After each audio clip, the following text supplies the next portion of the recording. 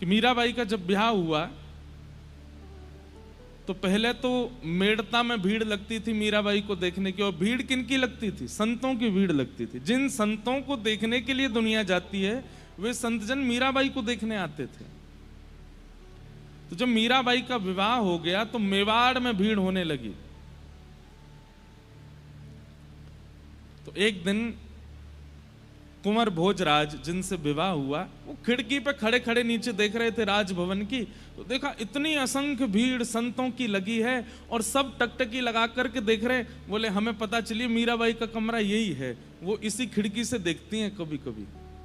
तो जैसे ही मीराबाई खिड़की खोलती ना तो नीचे से सब संत आनंदित होकर के कहते जय हो जय हो जय हो जय हो, आनंदित हो गए। तो मीराबाई कान पकड़ती, ऊपर से दंडवत करती, सब संतों पर पुष्प वर्षा करती, ऊपर से आरती करती संतों की।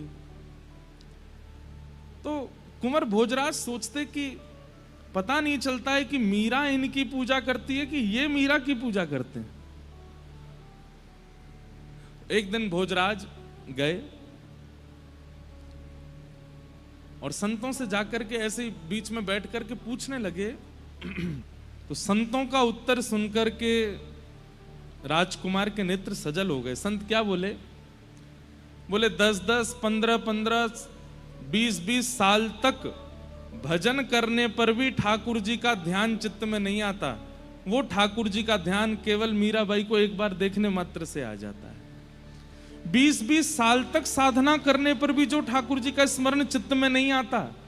हम मीराबाई को देख करके जैसे ही नेत्र बंद करते हैं तो नेत्रों के आगे ठाकुर जी ऐसे खड़े हो जाते हैं कि फिर हमको कहना पड़ता है कि ठाकुर जी अब चले जाओ, हमको और भी काम है। ये मीराबाई का स्वरूप है। मीराबाई सुंदर, इतनी सुंदर थी, इतनी सुंदर थी कि उनके सामने बड़ी बड़ी राजकुमारियां भी अपने मुख को ढक लेती थी। सुंदरता की खान मीराबाई। लेकिन उनकी सुंदरता देख करके किसी के चित्त में काम प्रकट नहीं होता था, बल्कि जिसके चित्त में काम है नष्ट और हो जाता था। ऐसी सुंदरता। और ये सब कब होता है? आपकी उपस्थिति, आपका रूप, आपका बोलने का ढंग, आपका व्यवहार, आपके विचार सामने वाले में परिवर्तन लाएंगे। कब? जब हृदय में आनंद श्री कृष्ण प्रकट होंगे। सुबह उठते ही सबसे पहले अपने बिस्तर पर ही बैठ करके नेत्र बंद करो। जय श्री गोविंद देव प्रभु की जय हो, श्री गोपीनाथ प्रभु की जय हो, श्री राधा मोहन प्रभु की जय हो, श्री राधा गोपीनाथ की जय हो, श्री राधा रमण लाल की जय हो, श्री राधा वल्लभ लाल की जय हो, श्री जुगल किशोर लाल की जय हो, श्री वृंदावन बिहारी लाल की जय हो, प्यारे गिरधर लाल की जय। बस प्रसन्न हो करके फिर अपने दिन को प्रारंभ। आ गए आनंद श्री कृष्ण चित्त में। उठते ही आनंदित होकर के उठिए। स्नान करने भी आनंद होके जाइए, तैयार भी आनंद हो। भले ही घर में कुछ भी उथल पुथल चल रही, आप आनंद में ही रहो। 2-4 दिन आपको प्रयास करना है, 5वें दिन से अपने आप नियम बन जाएगा। अरे कहां तक कहें, नित्य सप्तनिधियों का स्मरण करके आप उठना प्रारंभ करेंगे ना तो 10, 15, 20, 1 महीने में ऐसा होगा सप्तनिधि ही आकर के उठाएंगे स्वप्न में। अरे उठ जा, वो रह गई है। कभी गोपीनाथ जी उठा रहे हैं, कभी राधा रमण जी कहेंगे लाला उठ जा। आनंद घन श्री कृष्ण को चित्त में प्रकट करना ही जन्माष्टमी है, जन्मोत्सव है ठाकुर जी का। इसलिए बाकी सारे नियम बाद में, बाकी सारे क्रम बाद में, सबसे पहले ठाकुर जी को चित्त में विराजमान करो। उठते ही फिर अपने क्रम में जाइए। कितना अच्छा लगे मानसी सेवा में कि मन में आपने 7 निधि विराजमान कर लिए उठते ही। और फिर स्नान करने गए तो इस भाव से गए कि मैं भी नहाऊंगा या मैं भी नहाऊंगी और इन 7 को भी नहवाऊंगी। वो भी स्नान कर रहे हैं। तो स्नान करते समय भावना क्या है कि हाथ में शंख है और हाँ गोपीनाथ जी स्नान कर रहे हैं, राधा रमण जी स्नान कर रहे हैं, राधा वल्लभ जी स्नान कर रहे हैं। उसके बाद जब स्वयं वस्त्र पहने तो थोड़ी देर नेत्र बंद करके भावना रख ली कि मेरे चित्त में बैठे आनंद घन सप्तनिधि भी वस्त्र धारण कर रहे हैं। राधा रमण जी ने लाल पोशाक पहनी है, गोविंद देव जी ने पीली पोशाक पहनी है, बिहारी जी तो आज मुकुट पहनने हैं, श्वेत बिहारी जी तो लहंगा पहने, किशोरी जी की प्रसादी पहनते हैं। हमारे बिहारी जी किशोरी जी की प्रसादी पहनते हैं, इसलिए लहंगा में ही रहे। मैं साल में केवल 1 दिन ठाकुर जी पजामा पहनते हैं, जामा पहनते हैं। कब? या तो कृष्ण जन्माष्टमी पर पहनते हैं या फिर अक्षय नवमी, अक्षय नवमी की अक्षय तृतीया, अक्षय तृतीया, हाँ अक्षय तृतीया को पहनते हैं। उस दिन चरण दर्शन होते हैं उनके, बाकी दिन तो चरण दुबके ही रहे। तो ऐसे भावना कर लो, जब स्वयं के श्री धारण करो, स्वयं का तिलक धारण करो, तो मानसी में ये भी धारण कर लो। श्री राधारमण जी का गौड़िया तिलक धारण करा दिया, बिहारी जी को हरिवंशी हरिदासी तिलक धारण करा दिया, श्री राधा वल्लभ लाल जी की पत्रावली कर दी है, गोविंद देव जी की पत्रावली कर दी है। ऐसे भाव कर लो, आ गए आनंद घन श्री कृष्ण चित्त में।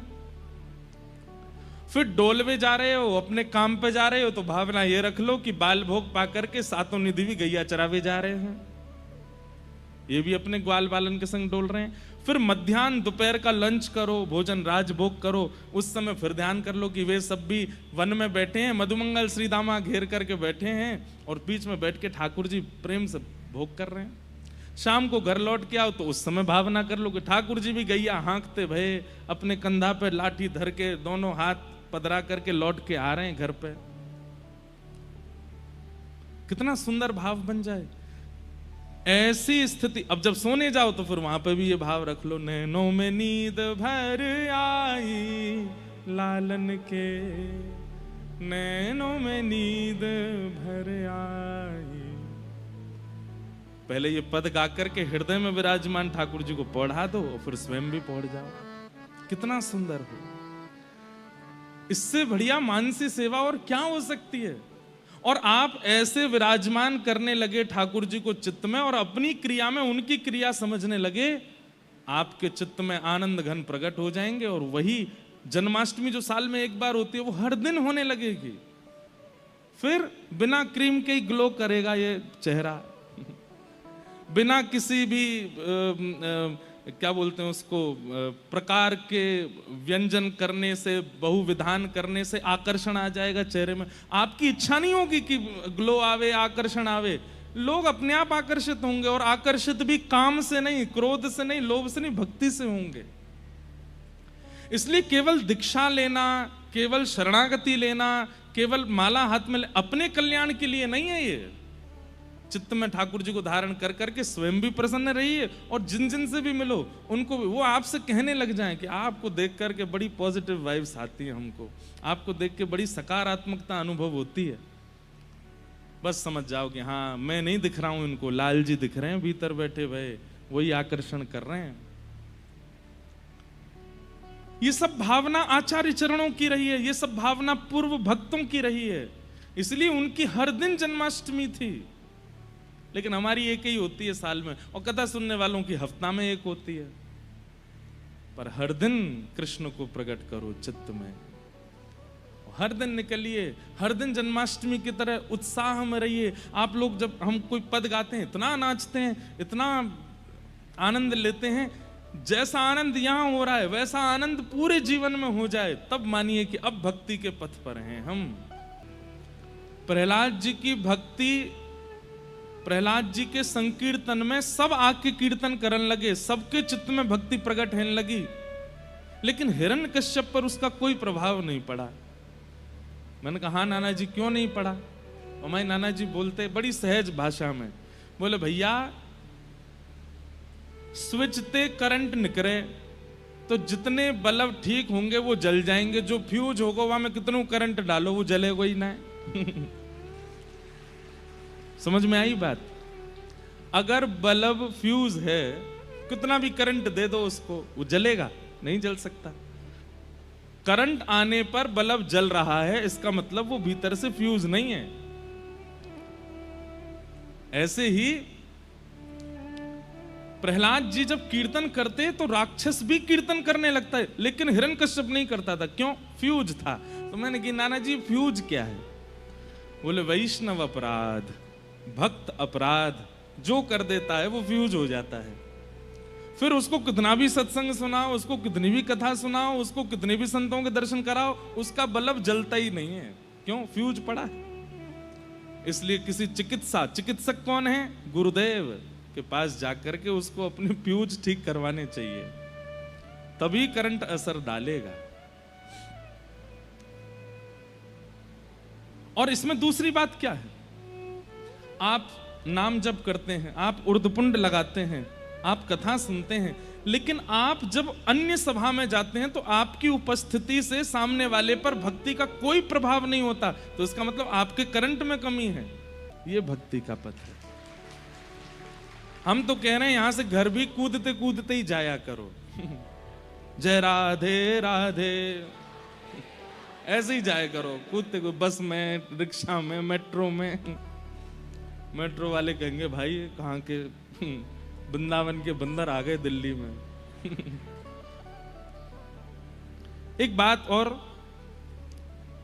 सिगरेट पीने वाले को खुले में पीने में शर्म नहीं आती, मद्यपान करने वाले, भक्ष खाने वालों को खुले में सब करने में शर्म नहीं आती, और अब तो हमारी महान दिल्ली में प्रिया प्रियतमों को खुले में मिलने में बिल्कुल भी लज्जा नहीं होती। तिलक लगाने में इतनी लज्जा क्यों? ये वैष्णवों को लज्जा क्यों आती है वैष्णवता धारण करने में? जो ये सब व्यसनी क्रम करते हैं उनको बिल्कुल भय नहीं लगता कि लोग हमको टोकेंगे, फिर वैष्णवों को भय क्यों लग जाता है? अभी एक भैया, अभी यहां नामकरण कर रहे थे सबका, तो एक भैया नहीं आए तिलक लगा के, तो पंडित जी टोके, आपने तिलक नहीं लगाया, दीक्षा हो गई। ऑफिस से आया अभी, तो क्यों ऑफिस में क्यों नहीं लगा के गए? ज्यादा ही टोका टाकी होती है, आपको उससे पीड़ा होती है, तो श्री संग ही रखो। जब लगे कि अब बस निकले हैं ऑफिस से कॉलेज, तुरंत लगा लीजिए, बिना तिलक के रहे नहीं। ये तिलक नहीं है, ये स्वयं श्री जी हैं, ये स्वयं किशोरी जी हैं। अब आप किशोरी जी को चित्त में तो बुलाना चाहते हैं, किशोरी जी की आराधना तो करना चाहते हैं, पर उनको धारण करने में आपको लज्जा। ये तिलक स्वरूप मान करके धारण मत कीजिए इसको। ये स्वयं किशोरी जी हैं, इनको श्री कहा जाता है। हमारे गौड़िया वैष्णव धारण करते हैं, वो तुलसी धारण करते हैं ठाकुर जी के चरणों के साथ। अब भगवान के चरण धारण करने में लज्जा, तो फिर भक्ति क्यों कर रहे हैं हम? ये भैया ये सब नंदोत्सव के प्रतीक हैं। तिलक धारण करना, हृदय में मानसी में श्री ठाकुर जी की सेवा करना, नित्य भगवान नाम में रमित रहना, जीवन की कैसी भी परिस्थिति आ जाए आप प्रसन्न ही हो ऐसे रहना, ये सब नंदोत्सव के प्रतीक हैं। ऐसे रहिए। ये नंदोत्सव एक ही दिन नहीं होना चाहिए, हर दिन होना चाहिए। तब आपको गाने का अधिकार है। नंद घरा नंद भयो जय कन्हैया लाल की, नंद घरा नंद भयो जय कन्हैया लाल, हे मन में आनंद भयो जय कन्हैया लाल की, मन में आनंद भयो जय कन्हैया लाल। कि ठाकुर जी बोलना सीख गए, और जैसे ही बोलना सीखें तो ठाकुर जी क्या करते हैं, सबका नाम गा गा करके बुलाते हैं। ठाकुर जी मैया नहीं बोलते, मैया भी गाते हैं। बाबा भी बाबा नहीं बोलते, बाबा भी गा करके बोलते हैं। दाऊ दादा के पास जाना हो तो दाऊ दादा को नाम भी गा करके बोलते हैं। किशोरी जी का प्रादुर्भाव हुआ तो यशोदा मैया गईं और अपनी गोद में ऐसे लाला को किनारे पर दबाए के लेके गई हैं।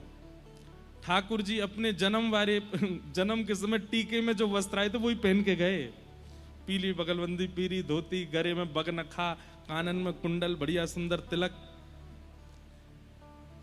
लाला जैसे बाहर आए तो यूं लग रही 1 साल को दुल्हा जा रहा है, अभी अभी बहू को जन्म भयो है, मुंह दिखाई कहवे जा रही है। आहा, वहां किशोरी जी पलना में है, पूरे बरसाने में उत्सव है रो है। और जैसे ही नंद बाबा यशोदा मैया पहुंची, सब लाली को देख देख करके महाराज रतन लुटा रहे हैं। अच्छा एक बात और बताएं, बरसाने को उत्सव देख करके नंद और यशोदा आपस में चर्चा कर रहे हैं, बोले हमारे लाला को उत्सव 6 महीना तक चलते रहे हो। रास्ता में पहले तो चर्चा हेती आ रही कि हमारे जैसा उत्सव ना करेंगे वृषभानु जी, लेकिन जैसे ही बरसानो आने वालों है, दूर ते ही चंदन की सुगंधी आ रही है, केसर की सुगंधी आ रही है, इत्र की सुगंधी आ रही है। नंद बाबा कह रहे हैं अरे भैया इतनी सुंदर सुगंधी कहां से आ रही है? बोले कि बरसाने तैयार। अरे बरसाने तो अभी बहुत दूर है, तो सोच लो, किलोमीटर दूर तक तो सुगंधी आ रही है, तो उत्सव कैसे है होगा।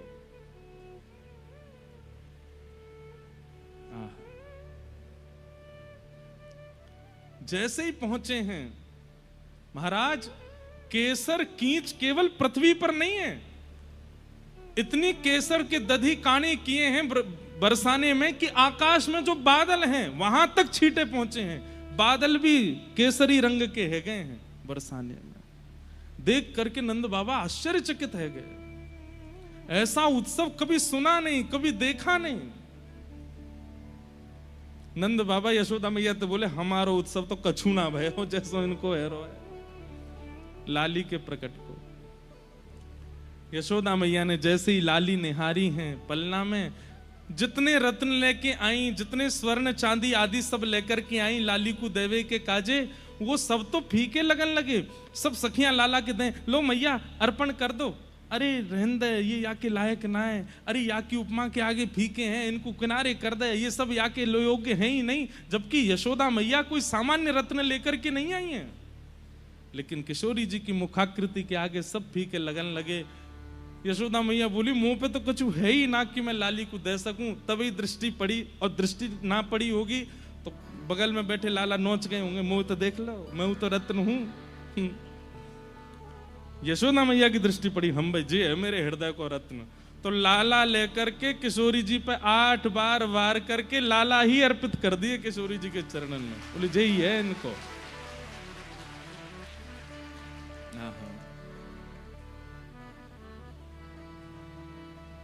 अद्भुत है हमारे ब्रज का भाव।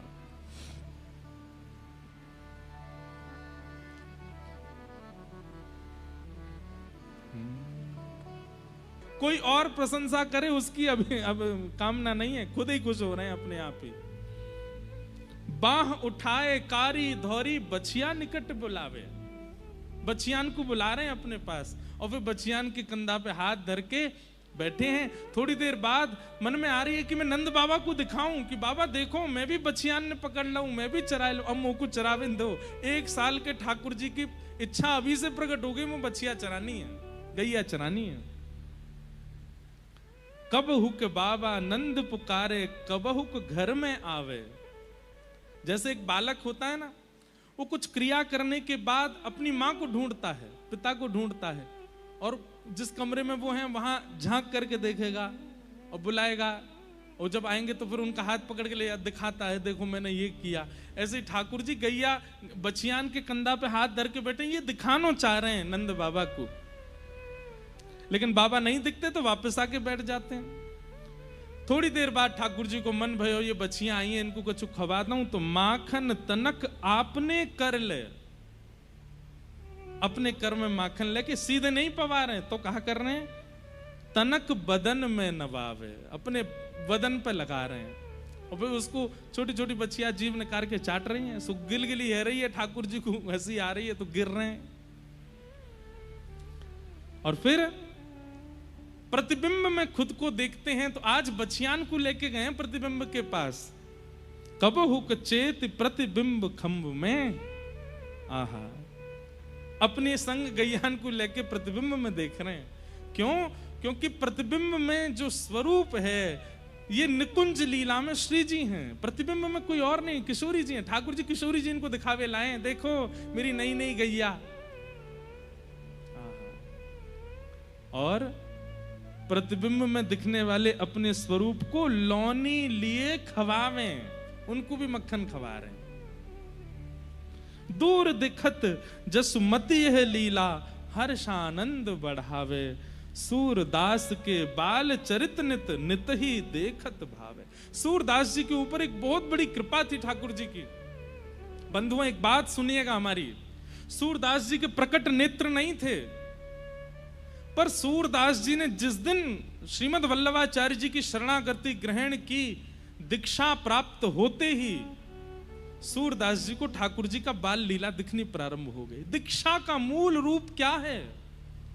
कई लोग दीक्षा इस भाव से लेते हैं कि अब हमारी जिम्मेवारी गुरु जी के हाथ है। नहीं, दीक्षा प्राप्त होते ही आपको भगवत अनुभव होना प्रारंभ होना चाहिए, जैसे सूरदास जी को होता है।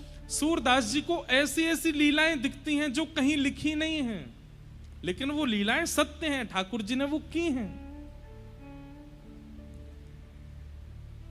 गुरु कृपा इसी को कहते हैं।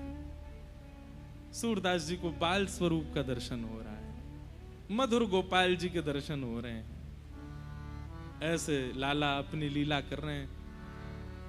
बोलो बाल कृष्ण लाल की। कितना अच्छा पद है ना, दर्शन करा दे। मैं कह रहा हूं ना कि संसार में किसी व्यक्ति का कितना भी वर्णन करो, उसका दर्शन नहीं हो सकता। एकमात्र ठाकुर जी ही हैं जिनका दर्शन हो जाता है। हमें तो दिख गए कैसे नाच रहे हैं, कैसे बैठे हैं। दर्शन कराएं आपको उन्हीं गोपाल जी के। ओ भैया कैमरा वाले लाओ, जूम करो, आज कराएं ना आपको दर्शन। हमारी पहली कथा से सबरी कथा सुन रहे हैं ये ठाकुर जी। ये आज तक बहुत कम लोगों ने दर्शन किए। दिखाओ जूम करके, ये देखो।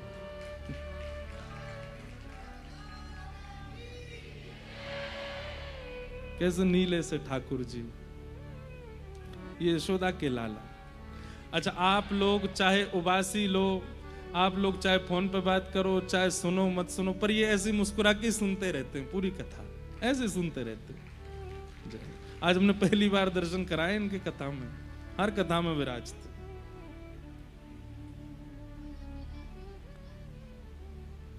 ऐसे ही एक गोपाल जी पिताजी के साथ रहते हैं। 1500 कथाएं सुन चुके पिताजी की, सारी कथा सुनते हैं। जब हमने कथा करना प्रारंभ किया तो पिताजी की एक शिष्या हैं जिन्होंने पिताजी को गोपाल जी दिए थे स्वरूप, उन्होंने ये स्वरूप फिर हमको दिया। बोले अब आपकी कथा ये सुनेंगे। मैंने कहा जी। तो जब भी बाल लीला का वर्णन आता है तो इनकी 2 दतुइयां दिखती हैं और नंग धरंग हैं, वस्त्र नहीं पहन रखे इनने। आज हरी देखे नंगम नंगा, केवल मोतीन से ढके हुए हैं और कुछ नहीं। ऐसे ही गोपाल जी। कृष्ण अद्भुत हैं बंधुओं, सबके समझ में, सबके चित्त में आने वाले नहीं हैं, और अगर आ जाएं तो जाने वाले नहीं। सूरदास जी पर कितनी कृपा है, कैसी कैसी लीलाएं दिखती हैं सूरदास जी को। ठाकुर जी 1 साल के हो गए, नेक चलन लगे हैं, नेक नेक तुतला के बोलन लगे हैं। जब बालक बोलना सीखता है तो कई बार माता पिता तो स्पष्ट बोलता है, लेकिन बाकी बातें उल्टी सीधी बोलता है। ऐसे ठाकुर जी भी बोलते हैं। सब आनंद में हैं। तभी गर्गाचार्य जी महाराज आए। 1 साल के लाला है गए, अभी तक नामकरण संस्कार नहीं भयो ठाकुर जी को। पूरी दुनिया में कछु दिना पहले हल्ला भयो कि ठाकुर जी को नाम कहा धरो, मैया की गोद में जाती लाला को कहा नाम से पुकारो। अरे ठाकुर जी का नाम ही 1 साल बाद रखा गया, 1 साल तक तो नाम ही नहीं रखा गया ठाकुर जी का। मैया नीलमणि कह करके पुकारती है ठाकुर जी को। गर्गाचार्य जी महाराज आए, सबसे पहले नामकरण बलभद्र जी का किया। अयम ही रोहिणी पुत्रो रमयन सुहृदो गुणै आख्यास्यते राम इति बलादिक्याद्बलं विदु। आपके इस बालक का नाम मैं बलराम रखता हूं। राम रखा वैसे तो नाम, लेकिन बल की अधिकता होने के कारण इसको सब बलराम कह करके पुकारेंगे। वास्तव में बलराम जी का असली नाम राम है, राम ही नाम है। जो सबके हृदय में रमण करे वो राम, पर बल की अधिकता के कारण बलराम। छोटे लाला पे जैसे ही दृष्टि पड़ी गर्गाचार्य जी की दृष्टि, गर्गाचार्य जी हैं, उनके नेत्रों से सब दिख जाता है। जैसे ही लाला को देखा, देखते ही उनको तो शंख चक्र गदा पद्मधारी शेष नाग पर बैठे नारायण दिख गए। उनकी तो आंखें खुली रह गई, मुंह खुला रह गया। बोले ये कोई बालक नहीं है, ये तो परमात्मा है। तुरंत ठाकुर जी ने एक झलक दिखा करके इशारा किया, बताना नहीं मैया को हम कौन हैं। तो उन्होंने केवल इतना कहा, मैया आपकी गोद में जो लाला बैठा है ना, नारायण समो गुणई। इस बालक में नारायण जैसे थोड़े थोड़े गुण हैं। अगर ये कभी कोई लीला करे, कभी कोई अद्भुत क्रिया करे तो इस पर संशय मत कर, इसमें ठाकुर जी जैसे गुण हैं। मैया ने तुरंत कान पकड़ो, दोबारा बोलियो कहा या मैं? नहीं नहीं मैया आपका लाला है। बोले हाँ, ये भगवान भगवान मत बनाओ या, अभी ते मेरो लाला ही है ये। या को नामकरण तो करो। बोले मैया इसके बहुत नाम है, कर्म और गुणों के अनुसार इसके अनेक नाम होंगे। अरे कहां तक कहें, कालांतर में आपके बालक के ऊपर सहस्र नाम भी लिखा जाएगा। मैया ने फिरते कान पकड़े ठाकुर जी के, बोले तुम जितनी यहाँ की प्रशंसा करोगे मैं उतनों यहाँ को कान दबाऊंगी। ये मेरो लाला ही है, या को परमात्मा मत बनाओ। हाँ मैया नहीं बनेंगे, एक ही नाम, एक नाम धरो लाला को। बोले मैया आसन वर्णास्त्रयो ह्यास्य गुह्यतो नुयुगम तनु शुक्ले रक्तस तथा पीत इदानीम कृष्णताम गतः।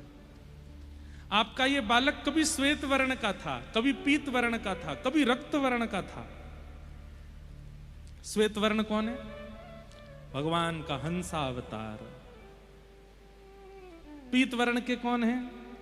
ठाकुर जी का नृसिंह अवतार। ठाकुर जी पीत वर्ण के आए। रक्त वर्ण कौन है? परशुराम अवतार। वो 24 घंटा क्रोध में ही रहते, लाल ही बने रहते, रक्त वर्ण। आपका बालक इस बार कृष्ण वर्ण में आया। कृष्ण माने श्याम वर्ण में आया है, इसलिए मैं इसका नाम कृष्ण रखता हूं। बोलो बाल कृष्ण लाल की। गर्गाचार्य जी ने नामकरण कर दिया और लाला को नाम है गयो कृष्ण। ठाकुर जी का नाम कृष्ण हो गया। अब तो जैसे ही नामकरण भयो है, जैसे मानो कोई चाबी वाले गुड्डा की चाबी घुमा दी हो, ऐसे ठाकुर जी की चाबी घूम गई। अब तो जैसे मानो हाथन में वो स्प्रिंग आ गई है, पामन में वो स्प्रिंग, ऐसे कूदे, ऐसा ऊधम मचामे जिसकी कोई सीमा। चौकड़ी मार के भागते हैं। चौकड़ी किसको कहते हैं? कईयों के बच्चे वो इतने एक्टिव होते हैं, गोदी से उठे और फिर पता ही नहीं चली कहां गए। ऐसे हैं ठाकुर जी। कभी कहीं चढ़ जाएं, कहीं से कूद जाएं, कोई के घर पहुंच जाएं। कभी मैया 24 घंटा लाला को अपने दुपट्टा से बांध के रखे। मैया की जो ओढ़नी है ना, वो ओढ़नी मैया लंबी करके रखे। और जैसे ही ठाकुर जी उठे, उठा के स्नान ध्यान करा करके लाला की कौंधनी और अपनी ओढ़नी बांध दे। तो जहां जहां मैया जाए लाला पीछे पीछे ही चले। क्यों भाग जाए न करके। कितनी बार ठाकुर जी ने ऐसी लीला करी कि यशोदा मैया रसोई घर में रोटी बना रही हैं, पीछे लाला बैठे अपने खिलौना ते खेल रहे हैं। इतने में ही एक बंदर दिख गयो। ठाकुर जी बंदर इतकुआ धीमे ते बंदर आयो, अपनी कौंधनी उतार के बंदर की कमर में बांध दी। और बंदर की कमर में ही मैया की ओढ़नी बांध के ठाकुर जी भाज गए खेलवे। थोड़ी देर में देखी मैया ने पीछे से कुतर कुतर कौन कर रहा है, मेरी कमर कौन खुजा रहा है। इतने मैया ने पीछे देखी, पीछे तो बंदर बोलो हो। मैया बोली लाला ये कहा करे। मैया ओढ़नी फेंक के भागी अपनी। ढूंढे कन्हैया कहाँ है। देखो तो वो तो खिरक में डोल लो है, कभी गोबर में खेल लो, कभी गैयान पे चढ़ो भयो है। ऐसी ठाकुर जी की मधुर लीला। मैया के कहां ते आ गयो जन। मुझे तो ऐसा लगे लाला तू पूर्व जन्म को बंदर दिखे, ऐसो कूदे, ऐसो उधम मचावे। बोले मैया बंदर मैं ना हूं, मेरो सखा हो बंदर। मैं तो सूकर बन के आयो पूर्व जन्म में, मैं तो सिंह बन के आयो पूर्व जन्म में। इतने पुण्य किए, अब तेरो लाला बन के आ गया हूं। मैया बोली बातन ने बनवा लो। हाँ कहां ते बात बना बना के लावे। श्रृंग्यग्निड्यंष्टि जलद्विज कंटके क्रीड़ा परावति चलौ स्वसतो निषेधुम ग्रह्याणि कर्तुमपि यत्र न तज्जनन्यो शोकात् आपतुरलं मनसो नवस्थाम्। कैसी लीला करते हैं ठाकुर जी। बोले श्रृंगी गैयाओं के सींग पे चढ़ जाते हैं और फिर गैया को झूला बना करके डोलाते हैं। बोले कहा ये झूला है हमारो। नंद बाबा के लाला तो नहीं क्यों ना लगे, कौदना गिर जाएगा तेरे दांत टूट जाएंगे। ना है बाबा जी हमारो झूला है जी, गैया हमें घेरे ना है। देख एक तरफ दाऊ दादा चढ़ जाए, एक तरफ मैं चढ़ जाऊं, फिर गैया गोल गोल घूमे और ठाकुर जी वही को झूला बना करके डोल रहे हैं। एक दिन गैया बोली बहुत दिन है गए, आज इन्होंने मजो चकाई दूं। गैया आज इतनी जोर से घूमी कि ठाकुर जी की पकड़ ढीली है लगी। और जैसी पकड़ ढीली भाई तो ठाकुर जी चिल्लाए, अरे गैया तू हमें मारे मत, अरे मैया देख तेरी गैया हमें मार रही है। जैसे गैया को पता चली आज पकड़ छूटने वाली है, तो जहां 9 लाख गैयान के गोबर को ढेर है, गैया वहां चली गई। दाऊ दादा बोले लाला जी कहा कर रही है? बोले बड़ी चतुर है गैया, देख गेरवे वहां आइए जहां हम गोबर में धस जाएं। गैया भी आनंद ले रही है और धीमे धीमे ठाकुर जी की जैसे ही पकड़ छूटी, अरे मैया बचाइयो मैया बचाइयो, इतने में तो हाथ छूटे और गरे गरे तक गोबर में ठाकुर जी धस गए, बन गए गोवर्धन नाथ। यशोदा मैया के लाला तू कहां है? सो ठाकुर जी को केवल मोह बाहर है, बाकी सब भीतर है गोबर में। वहीं तो चिल्ला मैया मैं यहां हूं। 2-4 मक्खी भिनभिना रही है मुख के ऊपर। यशोदा मैया हमें अरे राम राम राम कितनों नवाओ धुवाओ, एक तो वैसे ही कारो, ऊपर ते हफ्ता में 2 दिन नहावे, ऊपर ते गोबर में आके और खेले, तेरो ब्याह ना होगा लाला। मैया मुंह निकार तो सही यहाँ ते पहले। अब मैया जैसे तैसे कहीं पाम धरे कहीं हाथ धरे, पूरा गोबर ही है, हाथ पकड़े ला पकड़ के भारा और ऐसे करके मैया निकारे, पूरे गोबर लगे हैं। मैया गोद में नहीं ले रही, यूं ही लेके चल रही है, वो दूर ही रहे मुँहते। ए मैया एक बार मुंह को हृदय ते लगा ले, मैया देख मैं तेरो लाला लाऊं, एक मुंह को कंठ ते लगा ले। मैया बोले मेरे समीप मत ही उन्हें को, बोले तू नीचे धर मैं तो पे ही चढ़ूंगा पहले, क्योंकि मुझे पता है तू मुंह को नहीं नहीं करवावेगी, मैं अकेलो नहीं नहाऊंगा, तू भी नहावेगी मेरे संग। जैसे ही मैया लाला को धरे, तुरंत ठाकुर जी अमड़ घमड़ करके घिस घिस करके मैया के अंग पे सबरो गोबर लगा में और बोले मैया अब मैं अकेलो नहीं नहाऊंगा, दोनों नहाएंगे। और यशोदा मैया और लाला दोनों नहा रहे हैं। ऐसी लीला श्रृंगी अग्नि द्यमष्टि, कभी चूल्हा की लकड़ी लेके भाग जाएं, कभी गैयान के बछियान के दांत गिनन लगे, और श्रृंग्यग्नि द्यमष्टि जल जल। ठाकुर जी को जल क्रीड़ा बहुत अच्छी लगती है। अच्छा रोज का नियम है ठाकुर जी का, शाम को जब नंद बाबा गैया चरा के लौटते हैं तो फिर ठाकुर जी रोते हैं, बोले बाबा तुम तो पूरे दिन डोलते रहो बाहर, मुंह डुलावे ले जाओ। डोलना समझे? ब्रज भाषा में घूमने को कहते हैं डोलना। ठाकुर जी कहें बोले बाबा तुम तो पूरे दिन डोलो और मुंह डुला के लाओ। तो गैयान को खिरक में करके फिर उंगली पकड़ के ठाकुर जी जाते हैं बाहर, और यहां नंद बाबा अपने पटकाते बांध के ले जाएं ठाकुर जी को, कहीं भाग नहीं जाए। यशोदा मैया जावे तो अपनी ओढ़नी ते बांध के ले जाएं, नंद बाबा अपने दुपट्टा ते बांध के ले जाएं, कहीं भागे नहीं। यशोदा मैया कहें सुनो या को ले तो जा रहे हो तुम बाहर, पर ये जमुना जी देखते ही कूद जाए उनमें, सुबेरे ही नहायो है, जुकाम है जाएगा, आज नवई मत। हमारे लाल जी हफ्ता में 2 बार नहाते हैं बस, ज्यादा नहीं नहाते। छोटो लाला है ना, जुकाम है जाएगा, बुखार आ जाएगा, कभी कभी नहामे। नहीं तो मैया कहा करें तातो जल लेकर के वस्त्र में लगा करके गीरों से जल करके मुंह पहुंच दे, आंख पहुंच दे, गरो पहुंच दे, हाथ पहुंच दे, है गो लाला तैयार, नहा लियो, बस इतना ही ठीक है। छोटे बालक रोज रोज नहीं नहाते, ठाकुर जी भी रोज नहाना में, लेकिन जिस दिन ठाकुर जी नहाते हैं वादना मैया उनको बाहर ना जान दे, क्यों नजर लग जाएगी लाला है, आज मत ले जाओ। लेकिन आज ठाकुर जी जिद करने में तो जाऊंगा। मैया ने नंद बाबा से कही या को ले तो जा रहे हो पर जमुना जी में नहीं कूदे, जुकाम है जाएगा नहीं तो। हाँ तुम चिंता मत करो, ना दूंगो, जमुना जी में ना जावेगो। ठाकुर जी तो मन बना के आए आज मुझे जमुना जी में ही कूदनो। उंगली पकड़ करके गए और जैसे ही जमुना जी के किनारे आए सोई ठाकुर जी बोले बाबा तू मेरो बाबा है ना? नंद बाबा बोले हाँ लाला मैं तेरो ही बाबा हूं, और मैं तेरो लाला हूं ना? बोले हाँ लाला तू मेरो लाला, तुम मुझे बहुत प्रेम करो ना बाबा? बोले हाँ। मेरी सबरी बात मानोगे ना? बोले हाँ मानूंगा सबरी बात, पर जमुना जी में ना जान दूंगा। बाबा मैं तुम्हारे पाम दूं, देख मेरे नेक से हाथ, तुम्हारे इतने प्रचंड पाम, तुम मेरे हाथन ते दबाओगे? तुम्हें दया ना आवेगी मुंह पे ऐसी ऐसी बात बना में।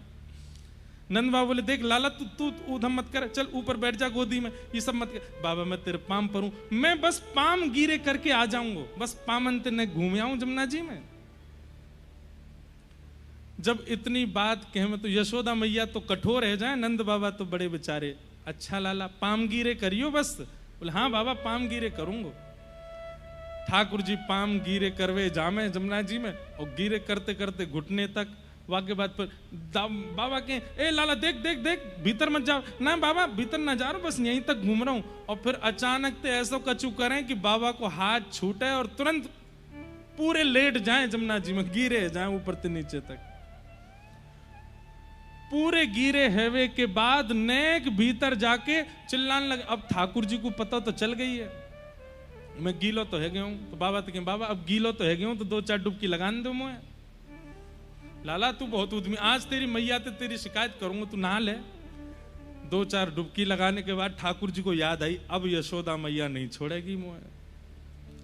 वो मेरे बारन को गिरो देखेगी, कपड़ा लत्तन ने गिरो देखेगी, बहुत मारेगी। कहा करूं?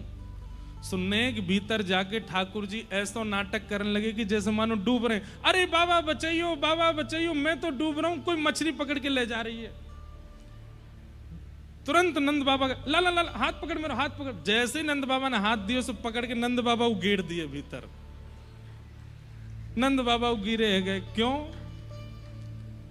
अब सुनो, नंद बाबा बोले खुद तो गिरो भैया, मुंह कर दियो, चल घर चल। अब सो घर गए। जैसे ही नंद भवन पहुंचे, उंगली छुड़ा के दौड़ के गए यशोदा मैया की गोद में जाके रोने लगे। बोले मैया बाबा को नहावे को मनो तो जबरदस्ती खुद भी नहाए, मुंह को नवा दियो।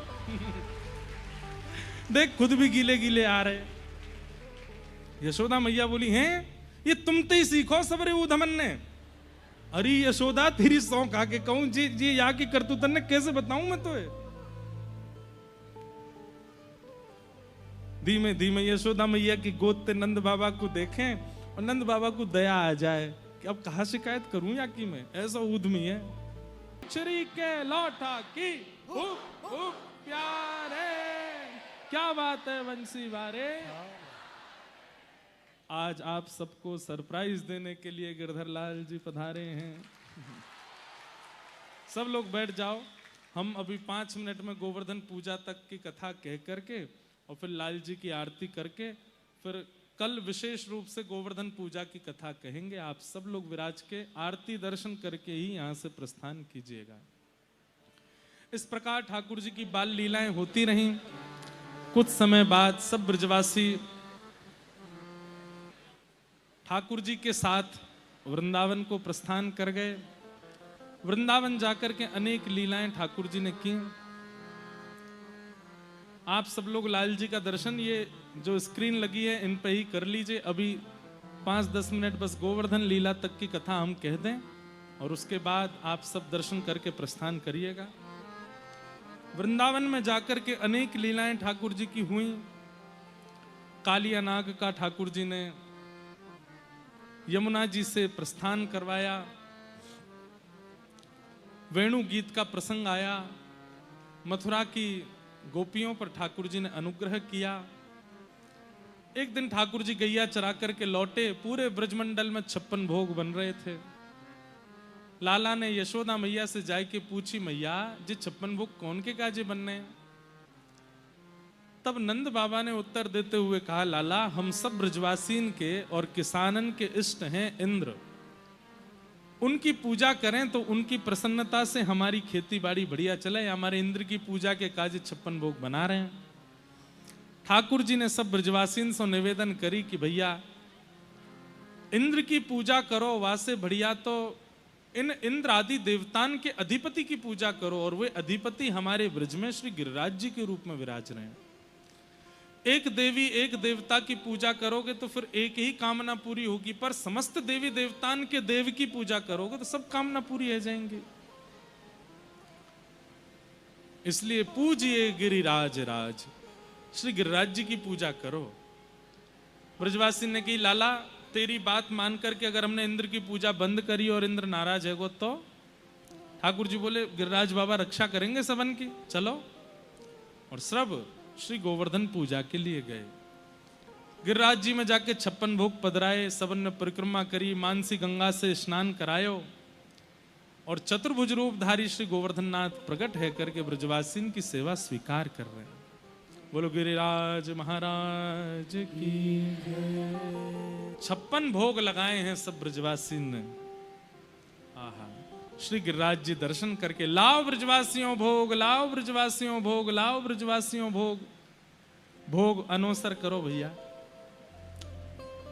सब भोगन को ठाकुर जी पा रहे हैं, सब ब्रजवासी अपने अपने हाथन से कर से ठाकुर जी को भोग लगा रहे हैं। बोलो गोवर्धन नाथ की जय। खूब मधुर ठाकुर जी का 56 भोग उत्सव हुआ, खूब रज रज के ठाकुर जी ने प्रसाद पायो, और या तरीका से श्री गिरिराज जी को मधुर उत्सव पूर्ण भयो।